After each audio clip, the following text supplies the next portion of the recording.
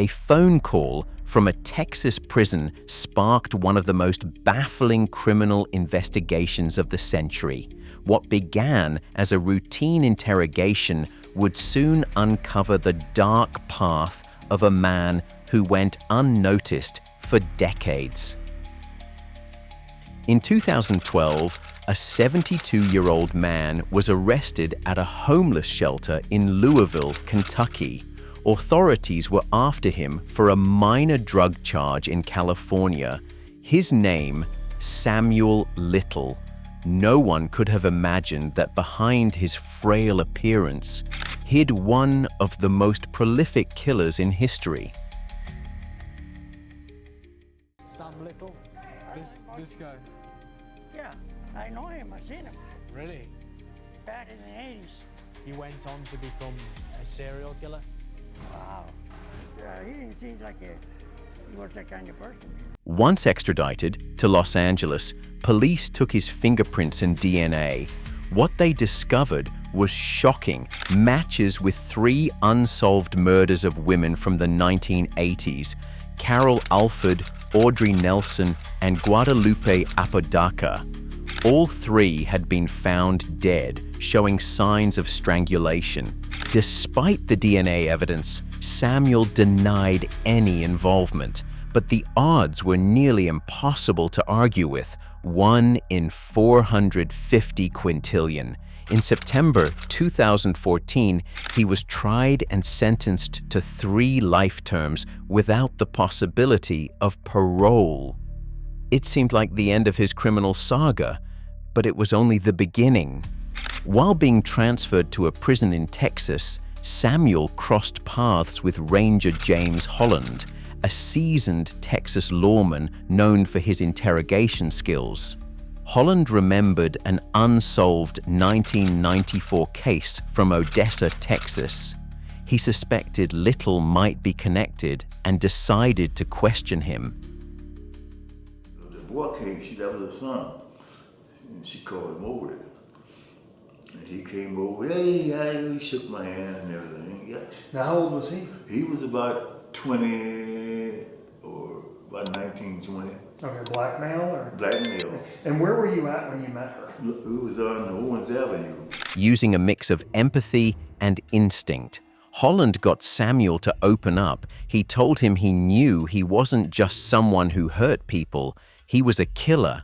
That comment made Samuel smile, and he started to talk.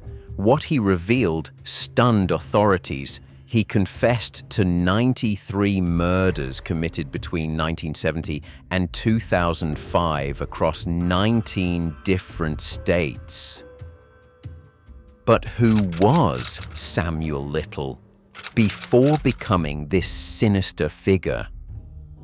He was born on June 7th, 1940 in Reynolds, Georgia, raised by his maternal grandmother in Ohio after being abandoned by his mother, who worked as a night companion. He showed troubling behavior early on.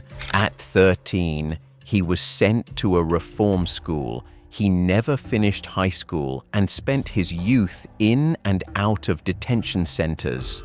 His first steady job was at a cemetery where his mother helped him get hired. Soon after, he turned to crime, committing theft and fraud and getting arrested multiple times. He also trained as a boxer, which explained his physical strength and ability to overpower victims. Samuel never stayed in one place. He was constantly on the move, making it harder to connect him to crimes in different states. His pattern was clear. He targeted women in vulnerable situations, often dealing with addiction or homelessness. That lowered the chances that their disappearances would be thoroughly investigated. I suppose in short, how does a guy like Sam Little get away with killing so many people over nearly 4 decades? Because of the victimology. The victims in this case aren't your Baptist preacher's daughters, chief of police daughters. They're basically people out there that maybe in society we look at it a little different. He used his strength to knock out his victims before strangling them. He avoided weapons, making it harder to link the cases. In many instances, the cause of death was wrongly attributed to overdoses or natural causes. In 2018, while serving time in Texas, Samuel began cooperating with authorities. Holland gave him paper and colored pencils to draw the faces of his victims. Samuel created dozens of portraits with such vivid detail that many families were able to recognize their lost loved ones. The drawings were haunting, not just for their accuracy, but for the notes that sometimes accompanied them describing what he had done.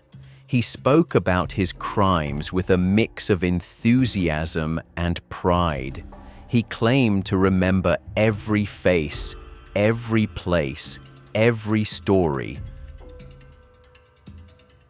One of the cases he admitted to was that of Melissa Thomas, 24 years old.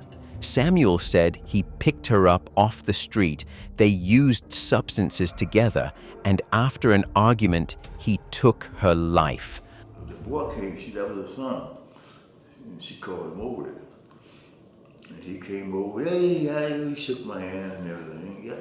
Now, how old was he? He was about 20 or about 19, 20.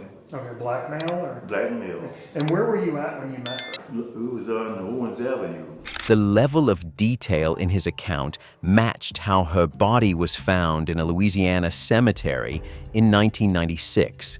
Thanks to his confessions, the FBI was able to close more than 50 cold cases. Still, many of his claims are under ongoing investigation. His photographic memory and chilling calm left investigators speechless.